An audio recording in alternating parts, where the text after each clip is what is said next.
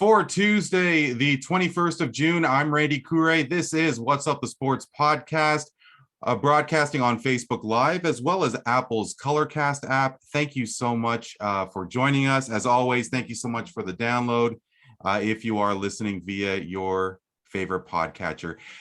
If there is one sport that has captured this country's attention over the past couple of years, obviously maybe longer, is certainly soccer. The Men's World Cup will be November in Qatar.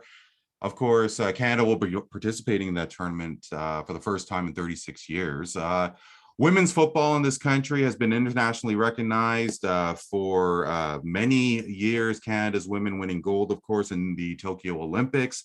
And as well, the creation of semi-pro soccer has definitely evolved. League One Ontario was founded in 2013, and there are currently 22 clubs, with Guelph United winning the League One Cup, the L1 Cup, last year. It was the first time the championship was awarded to a first-year side. It is an absolute thrill to introduce Keith Mason. He is General Manager and Associate Head Coach of Guelph United. Keith, thank you so much for joining me. How are you? I'm great, and thanks for having me. I'm excited to be here. No, it's definitely my pleasure. So beyond what we'll be discussing, we'll be chatting about Keith's thoughts on how soccer has risen to such prominence, especially over the last 20 years. What his staff and his players on his roster experience in a day-to-day sense, as well what he could potentially see in the future. But as mentioned, Guelph are defending League One champs, and I would love to start, Keith, with how the season is going so far. You're 10 matches in of a 21 match season, so essentially you're at the halfway point. Yeah, we're at the halfway point, and it's definitely a much tougher season this year than it was in last year during the pandemic. And there's a lot of quality teams.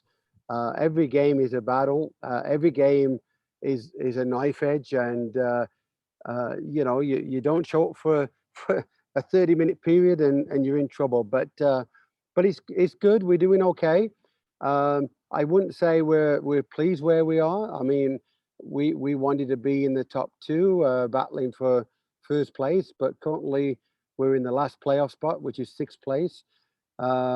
And ultimately, that's where we want to be, is in the playoffs at the end of the year, as high as we can, and with the chance to defend our crown and hopefully repeat for the first time in the history of League One.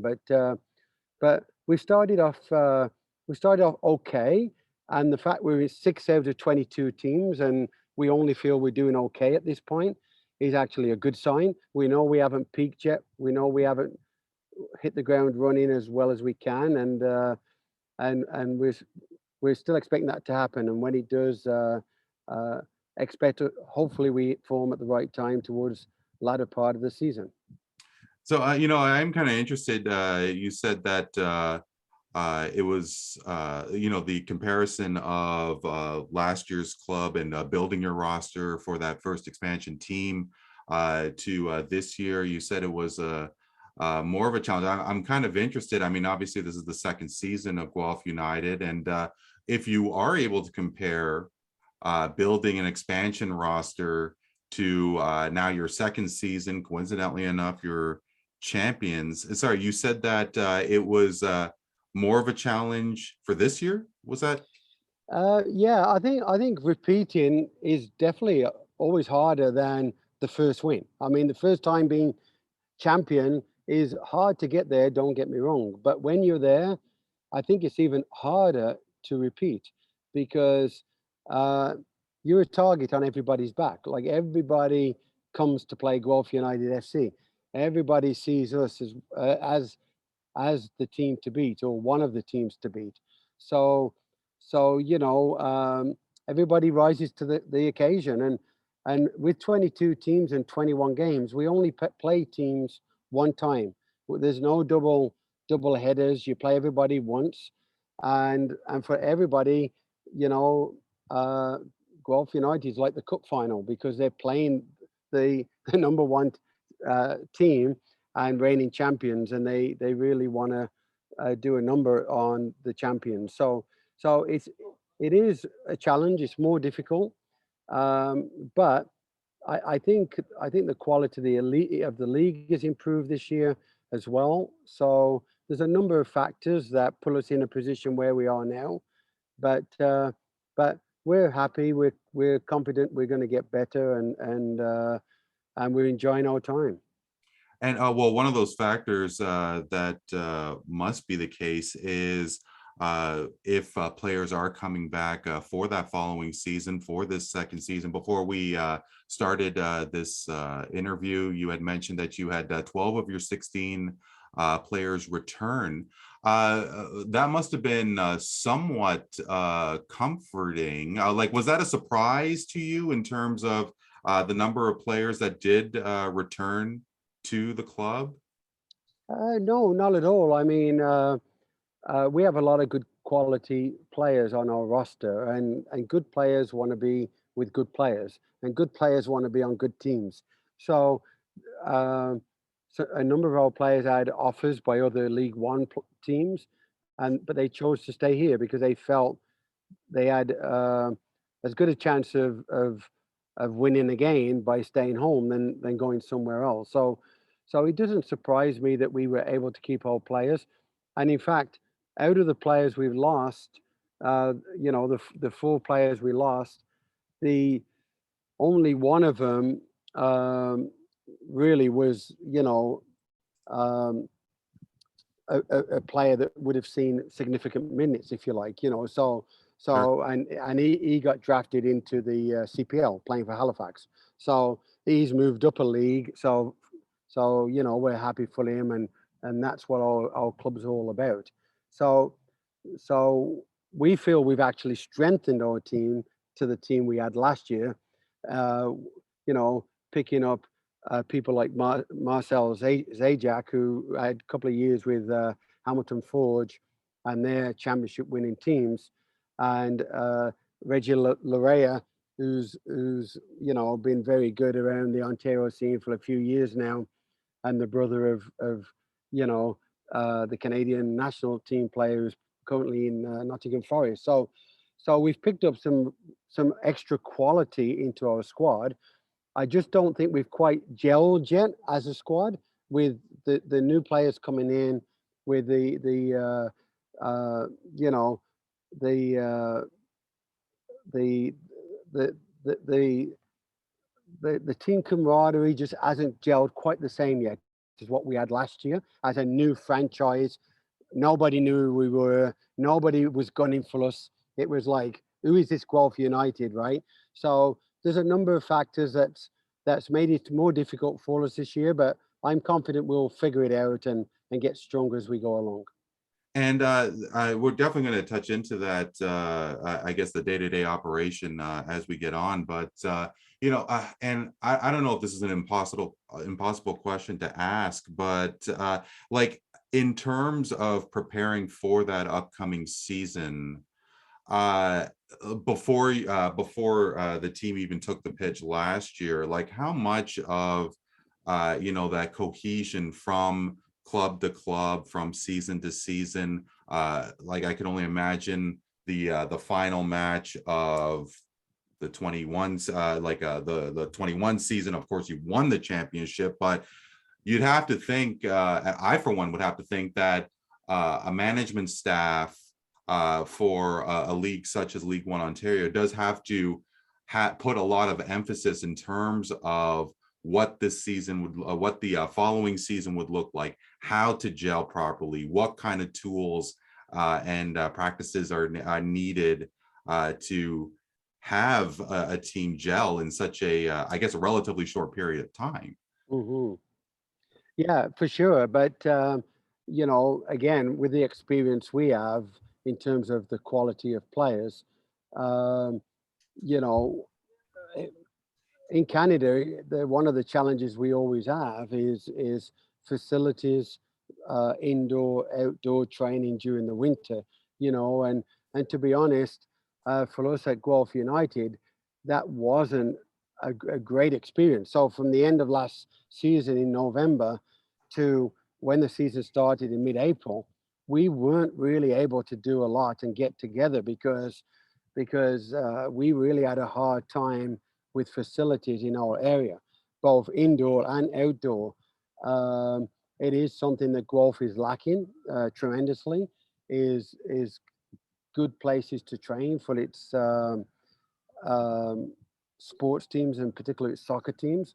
And what is available is at such demand from University Right. of Guelph, from the club systems that's been around years, who've had the sort of the pegging order on all those available time slots, that it's hard for a new franchise to come in and go, well, we need somewhere to train now. And we did have a really difficult time with that. And in fact, in April, we were having to go to Georgetown to train in all weird hours, whatever we could pick up, I can because it imagine. was the only way we could prepare for the start of the season. So we didn't have a great start in terms of preparation. We didn't have a great start in terms of building what you've just talked about, that carryover, that goodwill feeling of the end of last year. And how do you now start to build that infrastructure for the 2022 season? It was not good. It's one of the things that as a club we're already working on this winter and next year, uh, uh, and we're jumping on that a lot quicker with working with the city, we're working with the University of Guelph on trying to make that better, so that we have a much better year-round development program than perhaps we've had in our first year. It has been difficult for us, but I guess they were learning stepping stones of a new franchise, where the season ended and then suddenly you're going, okay, wow, we don't have our own facility, and you know we thought we'd just be able to book something, and Sure. everybody just closed the doors saying we're full. We have no room for new teams. We have a repeat customers every year, and we never expected that, to be honest. So it's something we're already working on. So there's been a lot of things that's really sort of took us off track, if you like, in terms of that development and those things you've talked about. I think another distraction, if you want to call it that, was the Canadian Championship. We were playing Halifax. We were hosting that team, the first League One team to host a CPL team in the Voyager Cup, and you know, it was a huge distraction because it took up a lot of our resources, both time-wise, by personnel and financial, to pull on that event. And then of course we had a disappointing performance that we thought we could have done better, and so there's been a lot of distractions, and that's why I'm confident as time goes by we'll find better solutions and and start gelling a little bit better now that the season's well and truly underway. And as you did mention the Voyageurs Cup, and that was where I got to meet Keith and some friends of mine, one of whom is a mutual friend of both Keith and myself. He actually lives in Guelph, but another friend who him and I both live outside of the city of Guelph, which is west of Toronto, for those who are not familiar of where exactly Guelph, Ontario is. But him and I, this other friend, we were very keen to watch this match because it was a development match for the Voyageurs Cup. I don't know if development is the right word, but it was a match leading up to crowning a Canadian champion for the CONCACAF Champions League. And, you did briefly touch on it, but for a first-year club, making the Canadian Championship, hosting Halifax. What was that experience like for you? The experience was incredible. I mean, uh, from everything, from the work of my staff, from the work of everybody within the club, and the event they put on. You were there at the game, and I think I think the off the field professionalism everybody showed was just outstanding. You know, we had a couple of thousand fans in the stands, uh, live national TV. You know, we were competitive. We weren't, you know, Halifax were the better team and could have won by more. There's no doubt about that. But but we were competitive in terms of the result was 2-0 and two set pieces and the whole experience was unbelievable when you consider that 12 months earlier we had never even kicked a soccer ball yet as a team and uh, to be honest with you it was sort of like uh, a 3 to 5 year plan that happened in 8 months, you know, Sure. and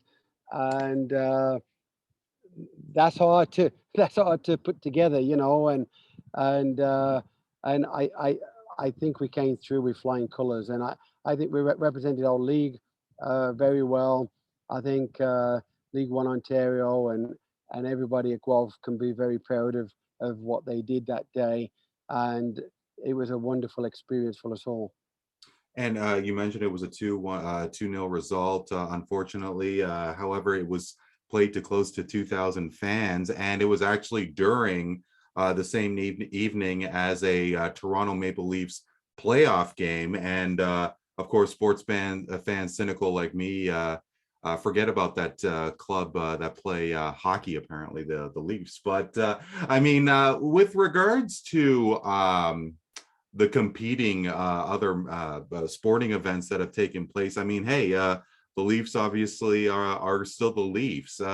As you were preparing for this match, realizing you were going against the Leaf game, was that a concern to you and the club in terms of like fan support? Would fans come to the match? Yeah, it is. You know, we're not living in a dream world where we don't realize that the pegging order of sports in Canada is clearly as uh, hockey is number one, and in this area in Ontario, that's Toronto Maple Leafs is everybody's, you know, or the majority of people's first passion. So, you know, it was unfortunate the two events fell on the same day. I think we could have filled that place without the Leafs playing. To be honest with you, I really do. Hmm. But it was a key game for the Leafs. Like that was a huge game. I think the Leafs were up 3-2 at the time or something like that, and it was it could be decided right there and then. And the fact we still drew such a good crowd. Is a testament to the growing sport of soccer in Canada. Yeah, no, truthfully, I couldn't like I do remember as we met post match at a tavern right by Alumni Field there. I couldn't even remember what the score was, but yeah, I vaguely remember that the Leafs won. However, no, I mean that experience and that vibe and that atmosphere was just such a treat, and must have been a real joy for you to see that. I mean, I guess to continue here, you had mentioned when during that evening that you came to Canada. Correct me if I'm wrong. In 1981, and that you have been in soccer pretty much all your life. For me personally, I'm in my early 40s.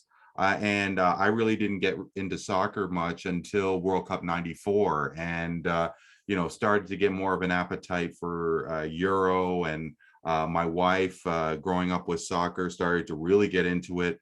With her, and especially with Toronto FC starting in 2007.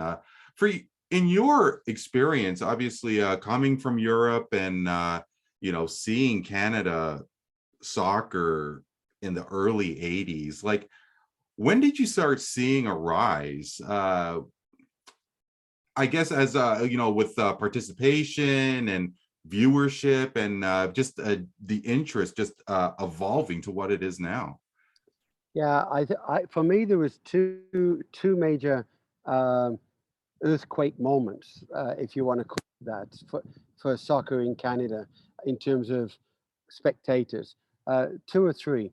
And my first decade in Canada, soccer was nothing. Even to watch a World Cup game, I'd have to go to a bar somewhere Mhm. to watch any games. You couldn't get it on TV. You could get the occasional FA Cup game uh, once a year, and that was about it. And even when Canada qualified in '86, I remember it well, watching that game in Newfoundland. Mm, And a good friend of mine, Randy Reagan, plays on that team, or played on that team, and Bruce Wilson and a bunch of those guys I know. But um, it, it was quite an achievement, but you know, it got a little buzz and then it was over again.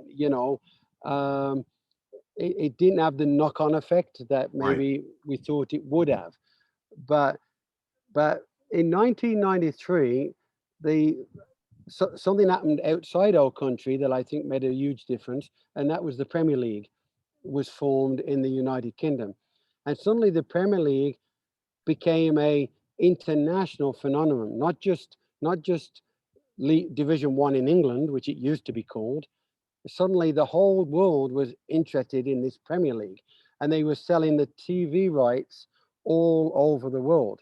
And when it first happened, uh, I used to, I used to, there used to be a company you could pay to bring it in, and I used to bring it in and have it in a bar, and people would come and pay, $10 to watch the game, and Okay. and we used to fill the place out, and it wasn't to make money. All the money would just cover the cost to bring the game in, and and that's what we used to do. And when we started, then that started growing till it became huge on Canadian TV. The sports networks here in Canada took it on, and every Saturday morning you could watch the Premier League. And then suddenly people were talking about soccer other than World Cups, other than. So for me, that was a major moment, that Premier League moment, where now you've got people watching the game, and until then, their only exposure was the North American Soccer League and some leagues that weren't quite the same level. And now suddenly you've got the best leagues in the world right here on our own couches watching the sport, and I think that was a major moment. The next one was the '94 World Cup when Mm. the US came in and the MLS was born, and the MLS was great for North America, even though it was slow at the beginning. It was great for North America, and for Canada specifically, the Toronto FC coming in. So when Toronto FC came into the picture of MLS, it really, really took off. I got season tickets, and I've been a season ticket holder since day one Mm. because I want to support my sports, right? But all of a sudden, people have somewhere to go and someone to cheer for, and the atmosphere from day one. I can remember that first game was electric, you know, and And correct me if I'm wrong, it took the third match for Dicchio to score yeah, that first ever goal, right? yeah. I believe it was the 23rd minute, if I That's remember right, right, yeah. or something like that.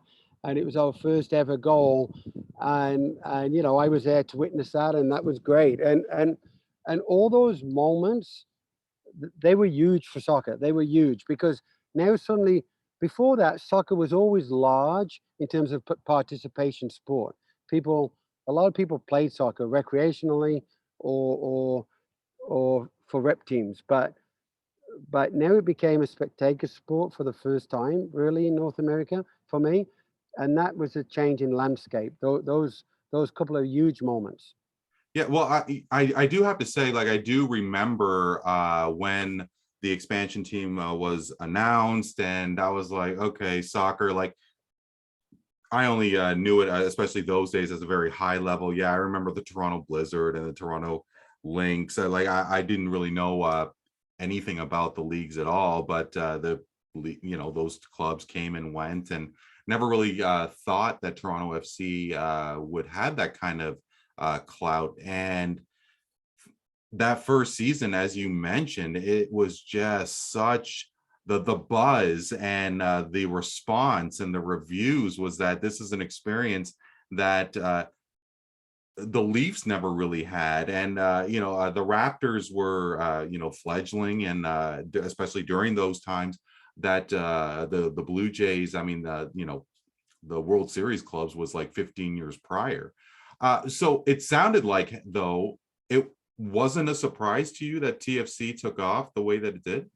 No, it wasn't a surprise at all, because I still believe that the major earthquake was that the global phenomenon of the Premier League and and the major leagues from around Europe coming into the households of North America. And and by the time TFC had come, a lot of people, younger people, were now, they already knew the stars of the day. You know, they already knew the big stars of world football, Right. and they were desperate for something to come local. And when TFC come, people just were already enjoying the watching of the game of football. And and I think it was just a fantastic follow up and a natural follow up that TFC came just at the right time, because we needed it right here in Canada, our own team to cheer for, right? And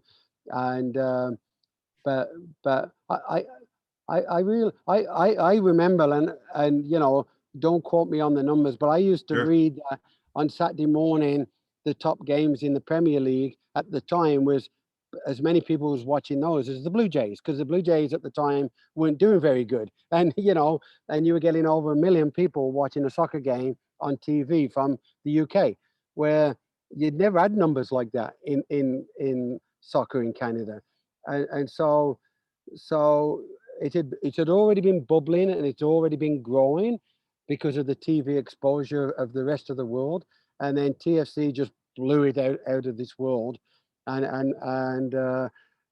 in terms of a spectator sport in Canada, and they still do now. I mean, the TFC have had a real good loyal uh, fan base for many years, through very good times, and they've been very much a seesaw club since I've been there.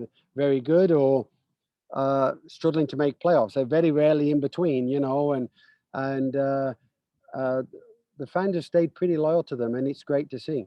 Yeah, no, absolutely. And one thing that I really just admired was the sea of red with majority of people were wearing Toronto FC branded gear, but but if they weren't able to afford it, they would wear a red T-shirt or whatever the case is, and it just really really did take off. With regards to the women's game, Keith, I'd love to get your thoughts on that as well. And as mentioned, and obviously the evidence is clear that Canada's women's program has reached international levels for well over a decade. Um, where did you think that started? If I think about Canada soccer, like I am going to think of Sinclair and Matheson first, before, with respect to the global phenomenon that is Alphonso Davies. When I think of Canada soccer, I am thinking Sinclair first. And Canada has always had a threat to medal, especially when it comes to Olympics, World Cup, and so on. In terms of the women's game specifically, how do you think? Why do you think women's soccer have had so much more success? I think there's a couple of factors for me, and I used to, when I first started coaching in Canada. By the way, I coach women, so Hmm. so I spent the 1980s and most of the 1990s coaching women, and from my first time arriving in Canada, and I moved over to the men's side of coaching in 2000.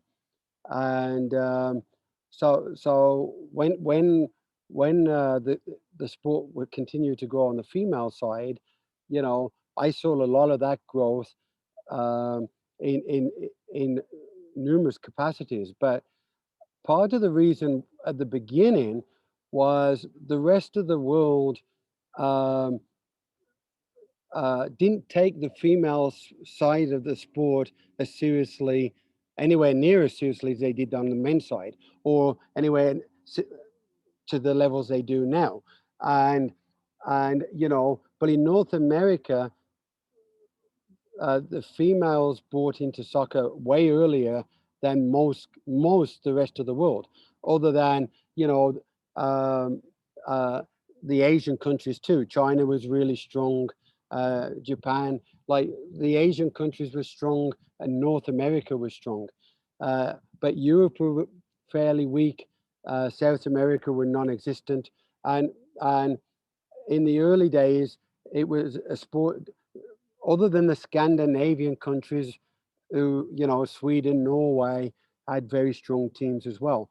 It was only really the Scandinavians were the only ones in Europe that really had any strong female programs. Right. Uh, so so you could count, to be honest, on two hands the tough games, that Canada was going to be facing, and and we actually brought over Evan Pellerud many years ago. I'm talking early '90s now, um, when he came over from, I believe it was Norway.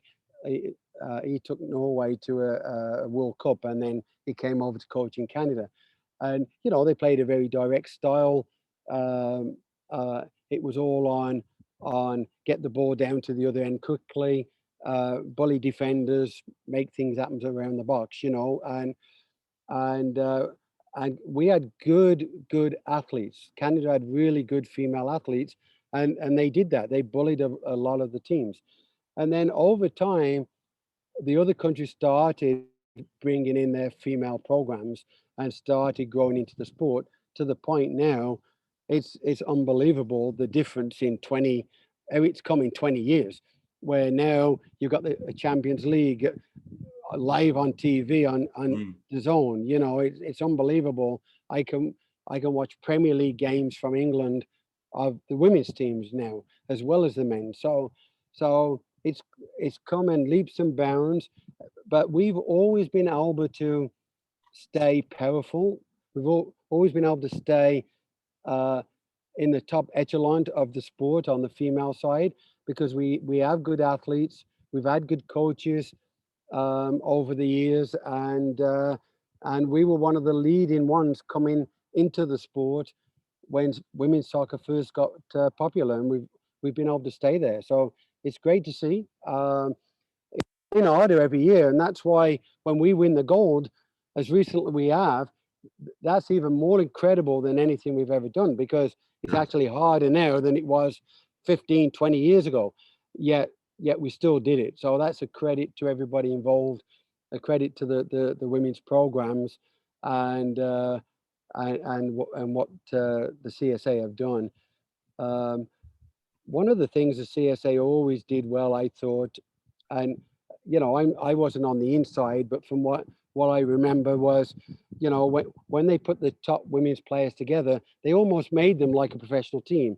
They lived together, they trained together, they played a lot more games than the men's teams ever played, and and and they were like a team, rather than how you have it on the men's side, where they played for the club team, and then they have the international breaks to come play for the national team. Well, at the women's level, because there was no clubs at the high enough level at that time, both the US and Canada basically made their national team like a club team, and they just played lots of games, and they trained together and lived together, and they tried to put them in their national training centers, and really worked well on them that way, so that they had a chance to develop at that level as a team, and as individuals. So it's good to see, and I'm really a big fan of our current national coach, John Ehrman. I think he's done a magnificent job with the men, but let's not forget he did that for many years with the women, and I had felt we'd started to stagnate on the women's side a bit, to be honest, Really? Okay. Before John we were still Oh, good before he left. Okay, excuse me. before he Right. came on. uh, I thought we were starting to stagnate as a nation on the women's side, where we other teams were starting to overtake us that we used to be better than. And then John Erman came, and suddenly we went up and up and up a couple of notches again, and he brought us back to life, and made us one of the world powers that we are on the female game, and it's fantastic to see. I mean, let's be honest, if it wasn't for the female game over the last 30, 40 years, soccer would have had not much of a, at the national level, wouldn't have had much of a name in Canada at all. It's really been the female side of the game that's carried the sport in Canada for a long, long time. And it's nice to see now that the men are starting to showcase themselves a little bit too on the world stage. Well, you have to wonder if the women's team is partly responsible for the men's for the success of the men's program. Uh, Christine Sinclair is the most celebrated and the most has scored the most goals for her country in both men's and women's football. You think of all the like, I mean, you think of the Megan Rapinos, you think of the Martas. I mean, outside of the country, of course, but that has to be a sense of inspiration, of course, for women and young girls. That goes without saying. But in terms of the men's program itself, to have somebody like Sinclair has to be massive for the sport, for both women and men. Yeah, and you know what? There's a lot of cross pollination that goes on within Sure. all sorts of sports too, right? Like you know, um, so when we watch the Canadian women win the Olympics, then of course it's going to have an effect on the men's team, and how, and inspire them to do better, as well as it will other sports. In that's where you get that cross pollination, and you know, where it just makes everybody feel good. It makes a nation feel good. It makes everybody fall in love for that time, with that team, and want to go and emulate what they've just achieved. And you know, I think that happens in many walks of life, and for us to win the bronze and then follow it up with the gold was something I'll never forget. It was just absolutely amazing and inspiring. So I can't see how it would not inspire the men's side. And and again, I think the men were a team in the wilderness who needed new direction, and I think it's to me, I see similar parallels to the women, and and I know I'm giving, you know, I'm back on the John Herdman train here, but you know, uh, since since we had won the Gold Cup, In you know, 2000, yeah. in 2000, uh, we had sort of stagnated and gone backwards from that moment. That could have been a catapult forward, and actually went the other way. And with MLS growing, you would have thought it would have been a catapult forward, but we sort of stagnated, just like I talked about the women had, and now all of a sudden, John Erman comes in.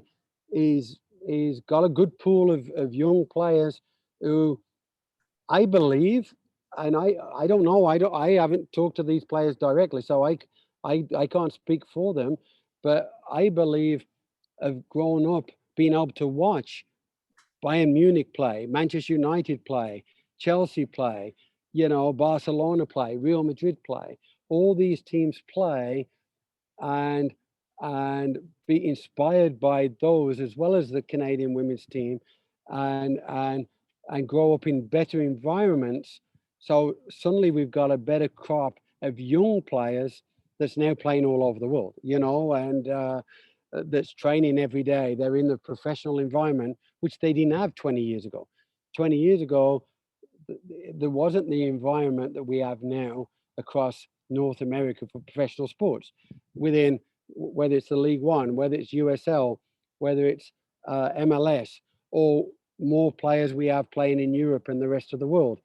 It's night and day to what it was 20 years ago. So now it's that perfect storm, right? It's all come together that we've got the right coach with the right time, with a good crop of young players who are playing in big leagues around the world. Uh, and they've got the leg up from the North American leagues. And it's just created this perfect storm, which is now going to Qatar in November.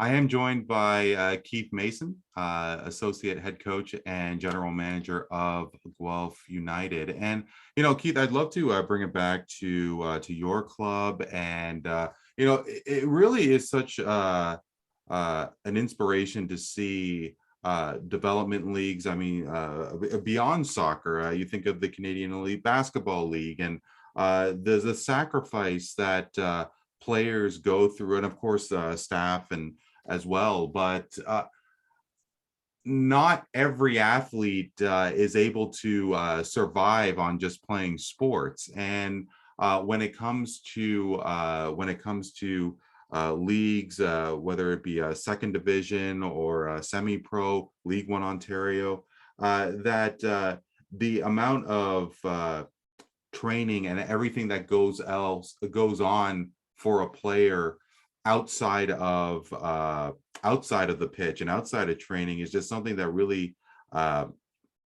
is recognized by a lot of sports fans, myself especially included. I'd love to learn what a day-to-day is like for players, obviously specifically to Guelph United, like with regards to training and how to support themselves. Can you sort of shed some light on what your club goes through? Yeah, I mean, League One Ontario is a semi-professional based league.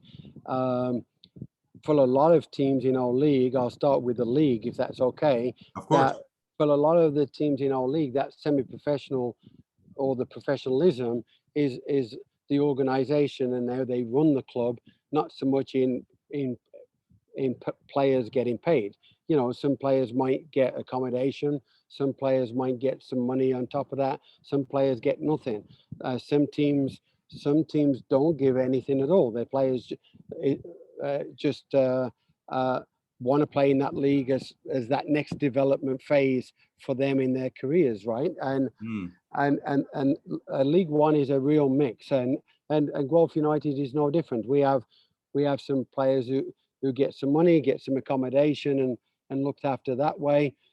We don't have anybody who's this is their job. Everybody has another job that they have to go to. Everybody's living 9 to 5 in the real world, and then making a bit of money on the side to play the sport they love, and use this as a stepping stone or a step down as they finish the career, whichever way it may be.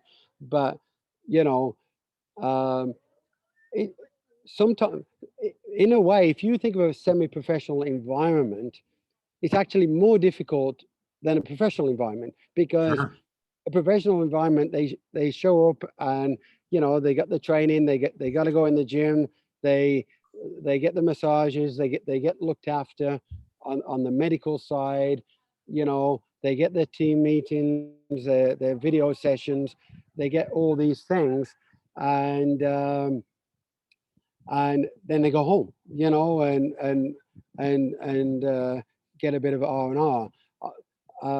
We have guys working construction from 5 in the morning till 6 p.m. at night, and then show up for an 8:30 practice after they've been doing construction all day, or an 8:30 game after they've been doing construction all day, and then they got to try and perform, and they got to try and perform at their highest level, and it's demanded of them from the coaches, of the teammates, of the fans, and people forget sometimes that they may have had a tough day in 90-degree heat, Sure. working on top of a roof, pulling shingles on, and that's the difference of the environment we're in, and kudos to I spent many years in the environment with universities and student athletes, and seeing a student athlete who puts in, you know, 30 to 40 hours a week on the sport on top of the 30, 40 hours a week they got to put into this academics, and and realize what kind of amazing people that makes.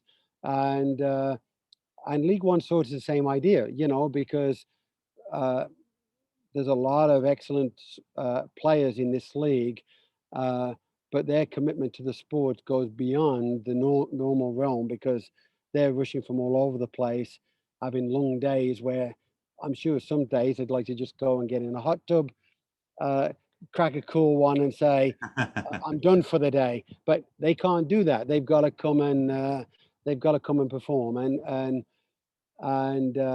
you know, like we have training at 9 o'clock tonight, for example, you know, and it's a bit cooler at that time, which is great, but also it gives people time to get home, have something to eat, and chill for a little bit before they come to training from 9 till 11, and then go home. And some people are getting home at 12:30, 1 o'clock in the morning, and you're back at work at 8 o'clock the next morning because they have a full-time job to tend to. So it's a tough life, but it's a rewarding life. And anytime you're involved in a team sport of any kind, I think the rewards always outweigh the negatives, and that's why we do them.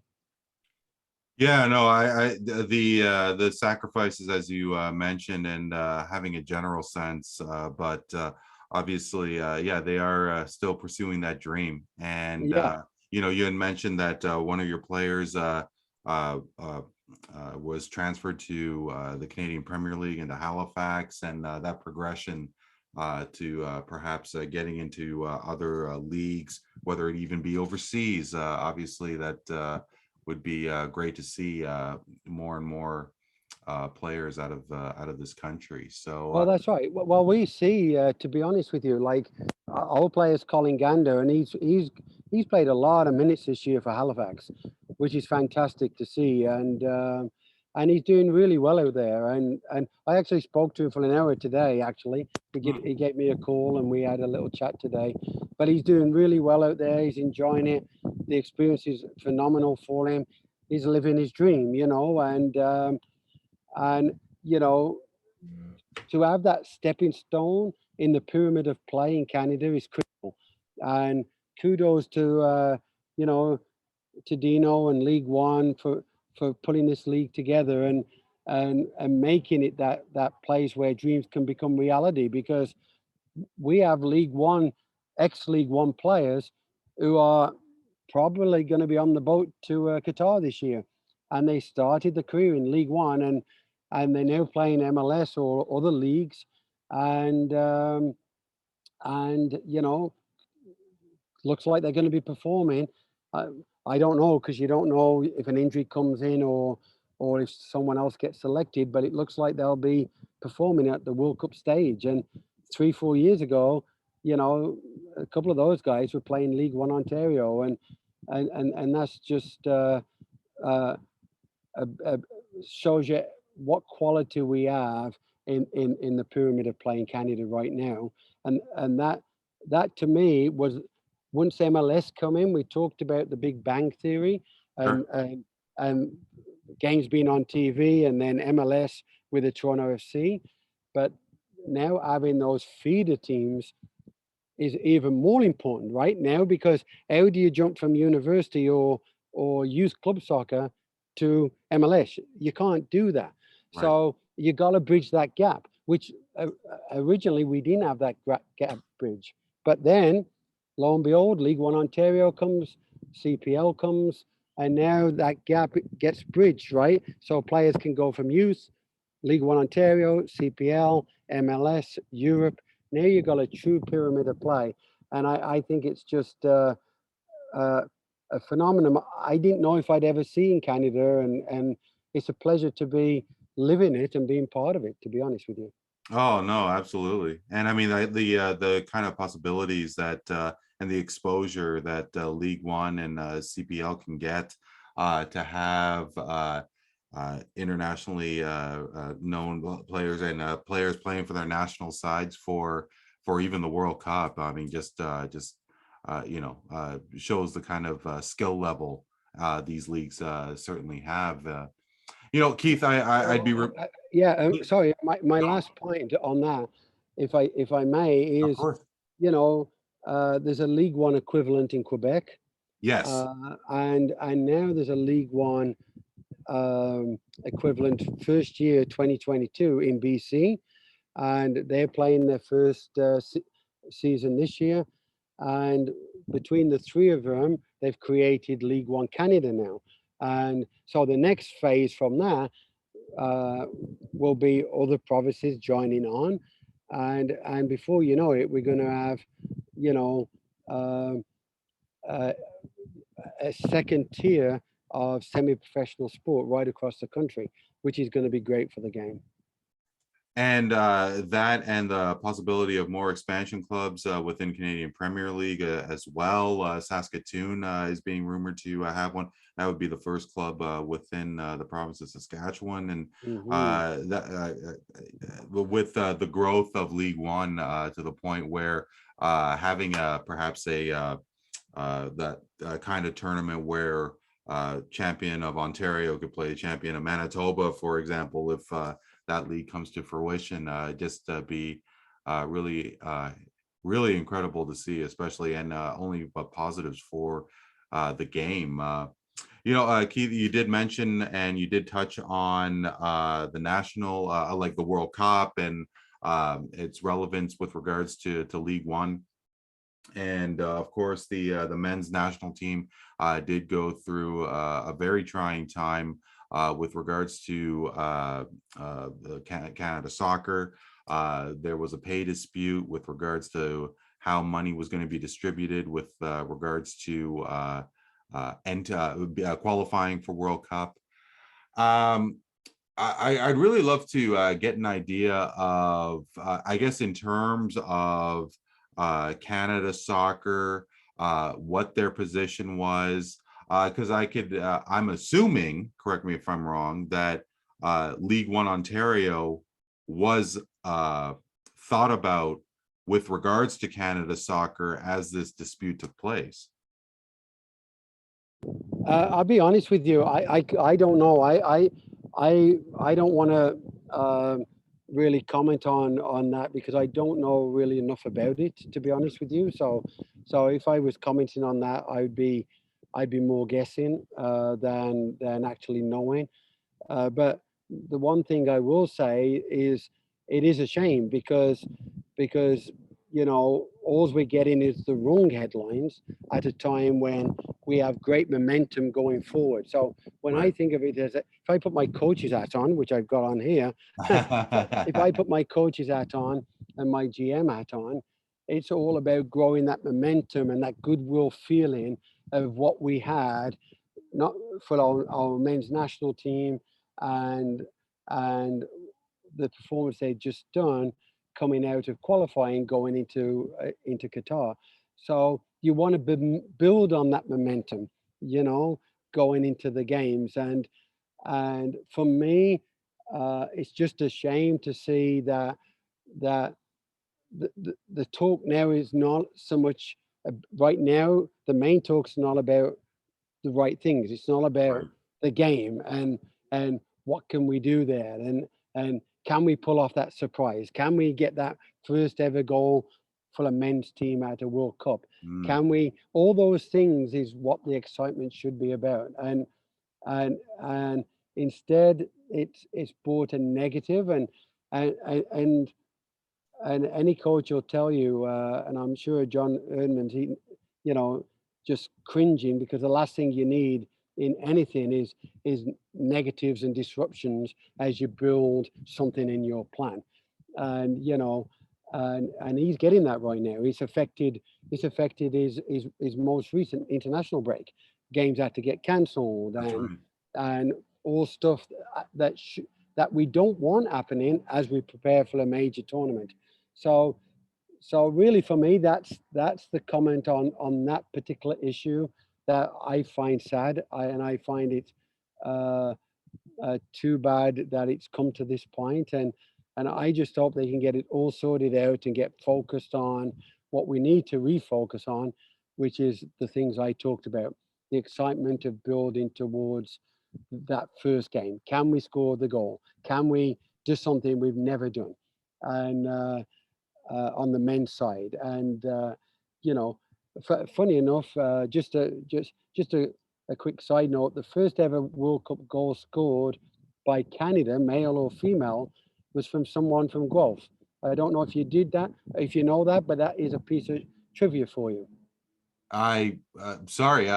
This is who are you? Would you be referring to? Helen Stumbus.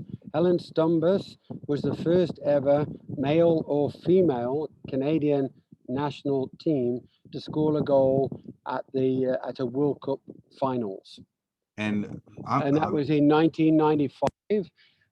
And I believe it was against England, if I remember right. And it was from a corner. I can remember she scored directly from a corner, and that was the first ever goal scored at a World Cup finals by a male or female team in Canada. So there's some trivia no, uh, that's no, you can well done. use. And yeah, I mean, but I mean, you think of I mean, in 1995, obviously it was the tournament before the infamous Brandy Chastain penalty and USA 99. But I mean, you think about the first, and the one first that I can recall very vividly was Canada's first gold medal in the Olympics, which was Alex Bilodeau and that gold medal. Um, Mhm. I mean, the World Cup of the Women's World Cup obviously didn't have the scale that it does now from 1995. But Canada's representation when hosting the World Cup in 15 was some to be something of to be quite proud of, and the fact that Mhm. the city of Guelph has the first ever goal scorer of an international well of a World Cup. That's definitely something to be proud of for sure. That's incredible, and I've known Helen a long time. I used to coach her in the '80s, so it's something something I know, and uh, she's an incredible lady. I was talking to her a couple of weeks ago, but yeah, she's she did wonders for the sport in the early days, but at the end of the day, getting back to the original point, those are the things we should be thinking of now. Like, you know, on the men's side and with our men's national team, they're the things we've got to try and get back focused on, and try to get try to, because you know what, they, it's not it's a tough group. Canada's in a tough group, Mm. and there's not going to be an easy performance there, and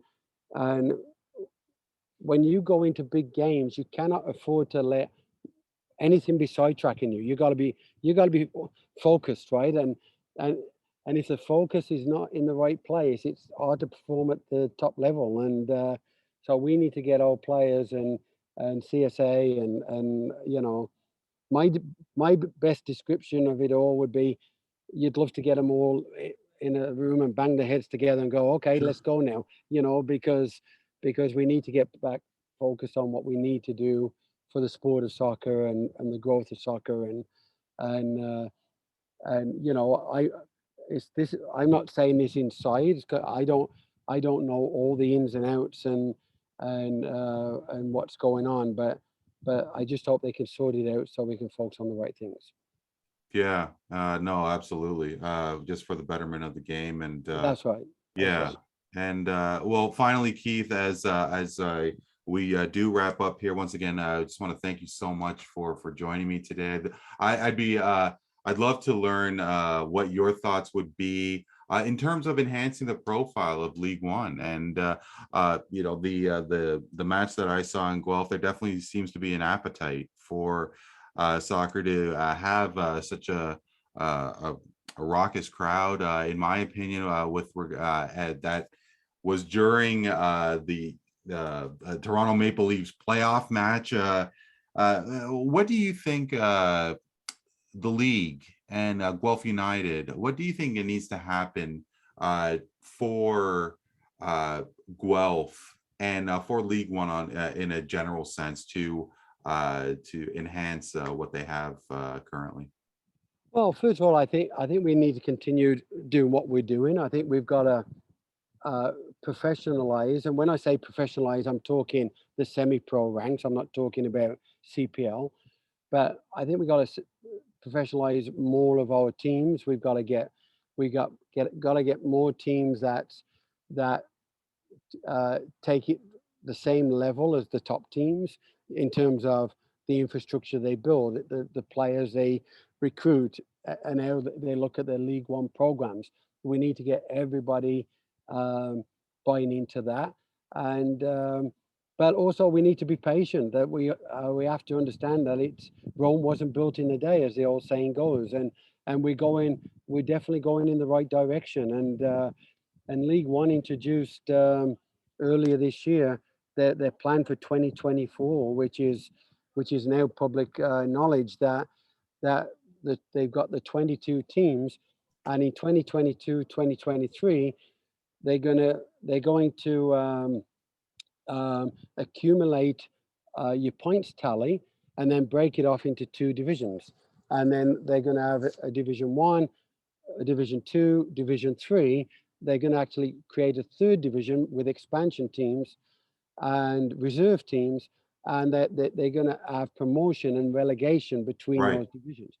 And I think that's a fantastic step for League One to take, because then all the teams that like Guelph United, like the Oakville Blue Devils and Vaughan and the top teams who really put a lot into their League One programs, you know, you will have teams of the same like who's really treating it on a professional way. That's all playing against each other. Then you'll have teams who'll be able to come in at the bottom end and build to get to that point, and then the pyramid just grows, right? And now you've got a pyramid growing from the lower levels to the higher levels. So for me, I think they're going about it the right way, and I think we're making progress. Now it's just a matter of that patience to watch it, let it grow. But we definitely need to get everybody building on the growth of what's going on. And definitely with programs such as League One, it obviously not only the possibilities of what this could mean for the sport in our country goes without saying, but there is opportunities for skilled players to actually have a chance and learn the game and develop something that could be extremely special. And certainly wasn't the case That's right. And years. now we're going to have somewhere in the pyramid for everybody. Whether you're an old guy like me who still wants to play, you can go kick a ball out, or whether you want to be part of that professional pyramid to still have the dreams of one day playing in the Premier League. We have somewhere, or whether you just want to go and play with a fun night out. That pyramid is growing in Canada, and that's wonderful for the sport. And it's wonderful for the city of Guelph as well to be a part of League One and to have a club that they could call their own. As of course, they have the Storm, but definitely with soccer being what it is, Guelph United definitely has a real opportunity to do some really great things. Keith Mason is the associate head coach and general manager of Guelph United. He does have a training session to attend to. I'd love to quickly get you to say where people can learn more about Guelph United, where they could get tickets. Yeah, you go to guelphunitedfc.ca is our website, and if you go there, you can see everything about us, and we're available on Twitter, on all the usual social medias as well. Hashtag Guelph United FC, and you'll be able to find us. Their next match is 24th. So in a couple of days against St. Catherine's Aroma in St. Catharines. So Keith, once again, the pleasure has been all mine. Congratulations on everything that's been accomplished, and really do hope the very best for you and your club defending the L1 Cup. So Keith, for joining me and for the rest of the season and beyond. Thank you so much, and my best of luck to you. Okay, thank you. Thanks for having me on the show. He is Bye Keith for now. Mason. Keith Mason, thank you so much. Associate head coach and general manager of Guelph United from League One, Ontario. I am Randy Coure. This is What's Up the Sports podcast. Catch us on at What's Up Podcast on Facebook, Instagram, and Twitter. Thank you so much for joining us, and we will talk to you next time.